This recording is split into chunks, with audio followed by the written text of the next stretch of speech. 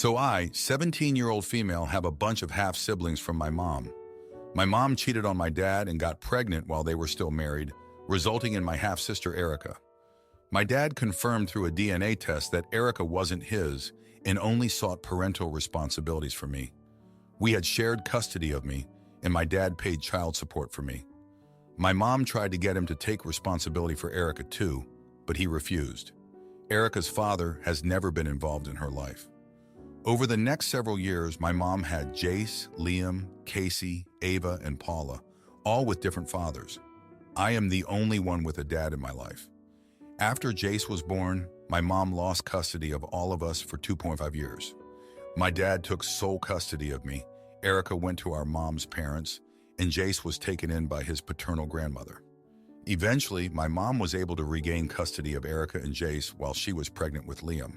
However, I never went back to a 50-50 custody arrangement with her, and instead she was granted every other weekend with me. I don't have a great relationship with my half-siblings. The main issue is that I'm not around them often, and they feel jealous that I have a dad while they don't. Erica and I have the worst relationship by far. She is bitter about my dad not claiming all of them and raising us together. She insults my dad, calls him names, and tries to convince me to choose them over my dad. I have asked her to stop numerous times, but we continue to fight about it whenever I visit my mom's house. We also argue because I refuse to pressure my dad into taking responsibility for all my half-siblings.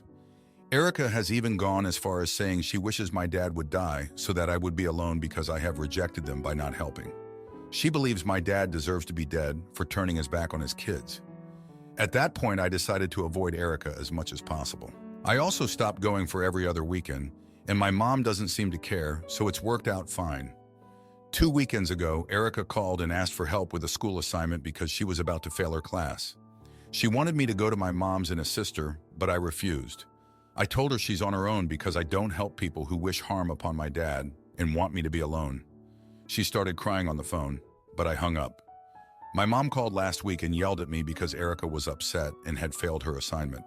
She said I was supposed to be a leader and the best big sister to all my siblings, but I acted like an only child who only cares about my dad. Erica also sent me an angry text. Am I the jerk, Aita? Now for a few comments before the update, comment 1, not the idiot oof. Life isn't easy. I'm sure both your parents know this. Something to respect about your dad is he's intelligent and responsible and maintains healthy boundaries. It seems you've been learning these attributes as well in how you're handling your relationship with your half-sister. It's shitty behavior of hers for sure, but can she really be faulted while she is continuously failed by both her parents? I'm certain she is envious and has every right to be honest. But this is what envy does to people. To me, from the outside, it seems your dad is your beacon. I wouldn't let friends or family come between you two for anything. Without him, you have so much less. It sucks having to recognize that people related to you don't want the best for you. Comment 2. Not the idiot. She's just disrespectful and toxic.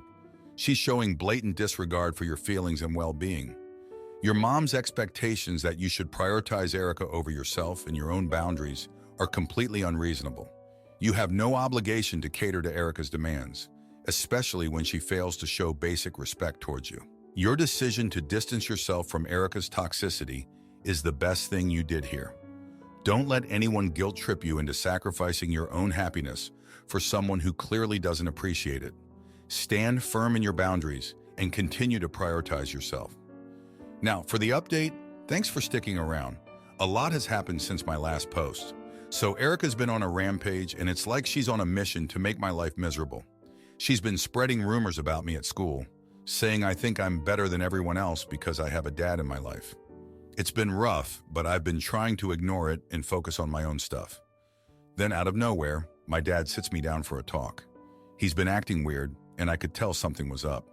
He tells me he's been laid off from his job, and we're going to have to tighten our belts for a while. It's a shock, but I tell him we'll get through it together. The next day I get a call from Jace. He's crying, saying he's been kicked out by his grandma and has nowhere to go. I'm his sister, so I feel like I have to do something. I talk to my dad, and even though things are tight, he agrees to let Jace stay with us for a bit. I thought it was a good thing, helping out family, you know? But then things take a turn. Jace starts acting strange, sneaking around the house and on his phone all the time. I don't think much of it until I come home early one day and catch him going through my dad's papers. He's on the phone with Erica, and they're talking about finding something that could fix everything for them.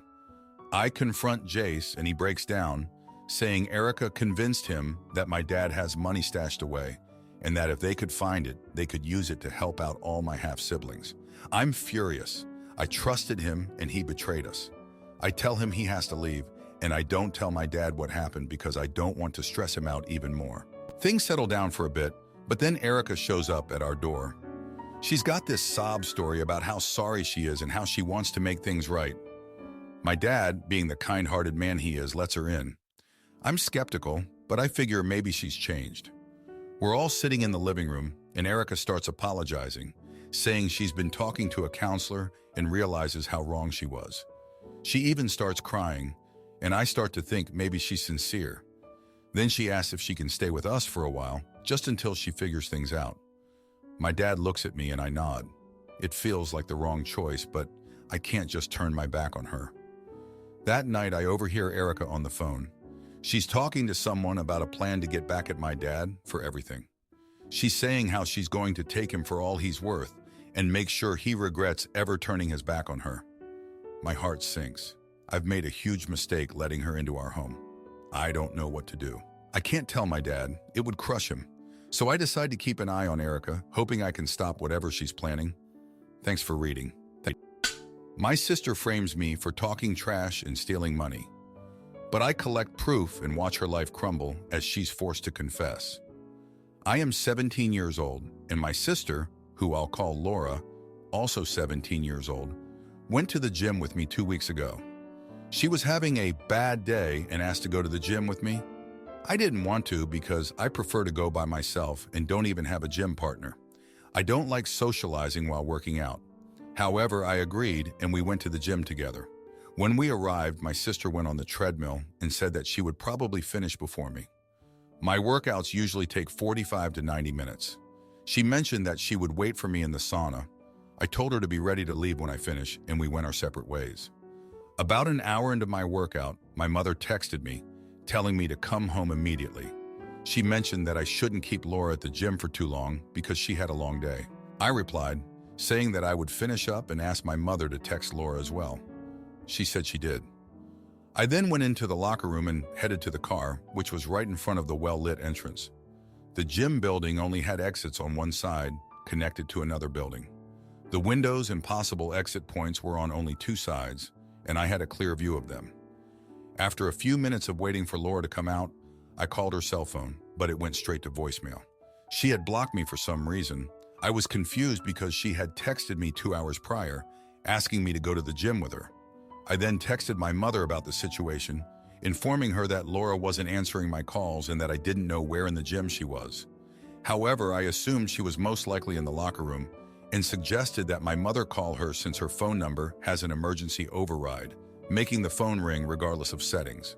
My mother then called me on the phone and started screaming at me. I couldn't understand her, so I just let her tire herself out, as I usually do. She told me to go to the front desk and ask an attendant to find Laura. I did as she said, but as I was getting out of my car, my phone connected to the Bluetooth CarPlay system and played a noise which my mother thought was an alarm going off at the gym. She started yelling at me again, but much louder this time. As I walked in, Laura came out and remained silent.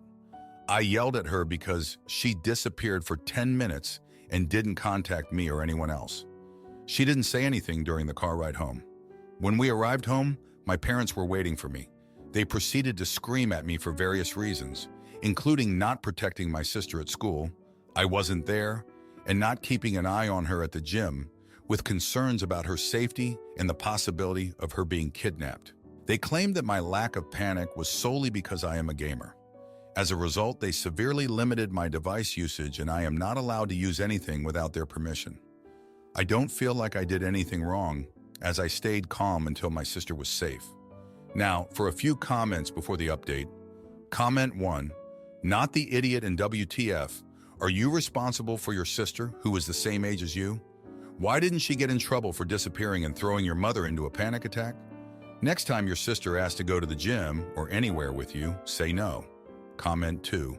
Not the idiot. It isn't your job to keep your sister safe. Is she a toddler? Next time your sister asks to go to the gym or anywhere with you, just say no. Hardly seems worth it. Now, for the update, thanks for all the comments on my last post. So here's what went down after the gym fiasco. The next day, things got worse. Laura, who's usually the quiet one, started acting out. She was talking back to our parents, slamming doors, and just being a pain. I thought she was just having another bad day. But no, this was different. She was on a mission to make everyone's life miserable, especially mine. I found out from a friend that Laura had been spreading rumors about me at school. She told people I ditched her at the gym on purpose because I was jealous of her. Jealous? Please. I've always been the one who keeps to myself, and now she's making me out to be some kind of villain. It didn't stop there. Laura took my phone when I wasn't looking and sent messages to my friends, making it seem like I was talking trash about them. When I confronted her, she just shrugged and said, "Oops, must have been a mistake." A mistake? Yeah, right. I was boiling inside, but I kept my cool. I had to prove that I wasn't the bad guy here. I started gathering evidence, screenshots of the messages she sent, testimonies from friends who knew I wasn't like that. It was like building a case for a trial. Then 2 days later, Laura did something that shocked everyone. She stole money from our parents' room. It was supposed to be for bills, but she took it and went on a shopping spree. When our parents found out, they were livid. They didn't know who to blame, me or Laura. I knew I had to act fast. I remembered Laura bragging to a friend about a new dress she bought, one that was way out of her allowance range. I told my parents and they checked her room. Sure enough, they found the dress and the missing money hidden in her closet. That's when the truth came out. Laura confessed to everything, the rumors, the messages, the stolen money. She said she did it because she felt ignored, that our parents and I didn't care about her. It was her way of getting attention. Our parents were stunned. They apologized to me for not believing me and for punishing me without cause. They realized they had been too harsh on me and too lenient on Laura. They decided to get her some help, to talk to someone about her feelings. As for me, I was just relieved that the truth was out. I got my phone and gaming privileges back, and my friends understood the whole mess wasn't my fault. It was a rough few days, but in the end, I was glad I stayed calm and collected. It paid off. Thanks for reading. My girlfriend loved to spring stressful conversations on me without warning. So when she planned to move after graduation, I surprised her by moving out first and left her to handle the lease alone. I, 21-year-old male, and my girlfriend, 20-year-old female, are both university students. My girlfriend has this habit of randomly talking about stressful topics like not being able to find a job or a co-op, or sometimes about upcoming exams or deadlines that she didn't prepare for, or just uncertainties in the future. Now, I understand that she's stressed and wants someone to talk to, but she tends to dump it all on me. Sometimes it's right after I lie down after coming home from a long day, or right after I finish a big deadline, or when I just want to de-stress. I'm not saying she shouldn't talk to me about these things. I would actually like for her to talk to me, but I easily get stressed and upset when these topics are suddenly dumped on me. It has an effect on me where I start to spiral. For a while, I dreaded talking to my mother for this reason. So a while ago, I asked her to give me a heads up whenever she wants to talk about something like that, so I can get into the right headspace. I will gladly be there for her, but I just need about 2 minutes to prepare myself. She agreed back then, but tonight, while we were walking home, she brought it up again and got upset with me about it. It felt like she doesn't understand my point of view. I'm not saying I won't be there for her. I just want a little heads up so I can prepare myself for about 2 minutes and not be suddenly hit with stress. So am I the idiot? I would like a third-party opinion. Edit, I genuinely appreciate all the feedback. There's way more than I expected, so I can't read all of it. But thank you. I did feel like the jerk and I kind of know. A few things I want to clear up. It may have sounded like it, but I'm not blaming my girlfriend for this. I do realize why she was upset, and I did make her feel like she has to be careful about what she says. It's also true that I can't handle negative emotions. I've struggled with this for years. I try to push mine deep down and forget about them. Even tiny things that may seem insignificant can make me spiral. That's why I asked for the heads up. Therapy is an option. I still rely mostly on my parents, and they can see my finances, so I don't want to bring up going to therapy without telling them about it. I know they might feel responsible for it, or worse, they might not be supportive. Although they've always been supportive of everything, irrational fear is a concern. So, yeah. I did see someone comment saying that when she needs to vent and I'm not ready, I can be the one to say, "Hey, can you give me a few minutes?" I will try to do that, thanks to whoever said that. Now for a few comments before the update. Comment 1. But I get easily stressed and upset if topics like that are suddenly dumped on me. It just has an effect on me where I start to spiral. For a while, I dreaded talking to my mother for this very reason. Do you go to therapy for that? Wanting a bit of time for yourself and not immediately being bombarded with stressful topics is okay. But the fact that your girlfriend is not getting a job is stressing you out so much that you are spiraling and won't talk to your mom. That's not normal nor healthy. Comment 2. You're the idiot. It's normal that your girlfriend wants to talk. It's not normal to ask for pre-warning. That's not how life or relationships work. You just need a way to not get so emotionally engaged when she is venting. Now, for the update, thanks for sticking around. A lot has happened since the last post. So remember how I mentioned my girlfriend's habit of dropping heavy conversations on me without warning? Well, things escalated. We were at a friend's birthday party, and out of nowhere, she starts talking about how she's worried she won't graduate on time. Right there, with everyone listening, I tried to be supportive, but inside I was panicking. I couldn't enjoy the party after that. I felt trapped, like I couldn't escape the stress. The next day she apologized, but then she dropped another bomb. She said she might move back home after graduation because she's not sure she can find a job here. That's hours away from me. Everyone's asking what we're gonna do, and honestly, I don't know. It's like she's already halfway out the door and I'm just standing here watching her leave. Then my buddy Mike, who's been my go-to guy for advice, did something unexpected. He told her about my struggles with stress and how her random talks were affecting me. I couldn't believe it. I felt betrayed. She was hurt, saying she felt like she couldn't talk to me about anything anymore. I was mad at Mike for spilling my secrets and mad at her for not seeing how this was hard on me too. But it didn't stop there. Mike's girlfriend, who's also friends with my girlfriend, got involved. She told my girlfriend that maybe she was better off moving back home, that maybe we were too different. It was like everyone had an opinion on my life, and no one cared what I thought. I tried to talk to my girlfriend about it all, but we just ended up arguing. She said she felt like she was walking on eggshells around me. I didn't want that, but I also didn't want to be blindsided by stress all the time. In the middle of this mess, my mom called. She heard from Mike's mom about the whole situation. I don't even know how she got involved. My mom said she was worried about me, that maybe I needed to be more open to talking about things. I didn't need another lecture, especially not now. The next day, my girlfriend told me she'd made a decision. She was definitely moving back home after graduation. She said it wasn't just about the job situation, but also about us. She thought we needed space to figure things out. I was stunned. It felt like everything was falling apart. I went to Mike to confront him about telling my girlfriend about my stress issues. He said he was just trying to help, that he thought it would make things better. I didn't see how. Now I was losing my girlfriend, and my best friend had gone behind my back. In the aftermath, I'm trying to keep it together. I'm focusing on my studies, trying to ignore the whispers and the looks from our friends. I'm pretending everything's fine, but it's not. I feel like I've been played, like everyone's been manipulating the situation for their own reasons, and I'm the last to know. I'm not sure where to go from here. I'm just trying to get through each day, hoping things will somehow work out. But deep down, I know nothing's the same anymore. Thanks for reading. If you like this video, you'll probably like these too. Also, while you're here, please consider subscribing.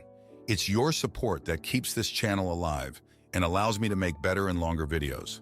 Have a great day.